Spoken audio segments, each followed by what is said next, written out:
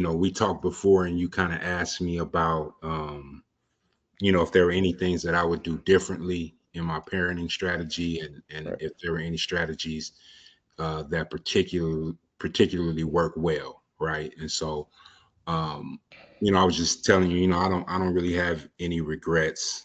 Could I have done things different? Sure, but I did what I did, and things turned out the way that they turned out, right? And they turned out great, if you ask me, so far. Um, and thank God for that.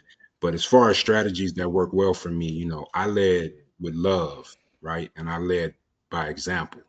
One of my favorite quotes is by W.E.B. Du Bois, and the quote is, "Children learn more from what you are than what you say," right? Mm. So they're watching you. I can tell my son anything, but he's gonna believe what he sees. So I moved accordingly, and also when I say I led with love, I mean, I told him I loved him daily. I told him I was proud of him often.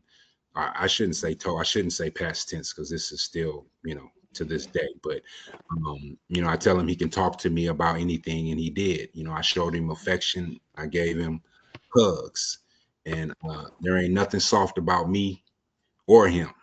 Right. And you can FAFO if you want to, but ain't nothing soft about neither one of us. But men just, some of us are funny style like that, man. And I really think that boys need that, Right.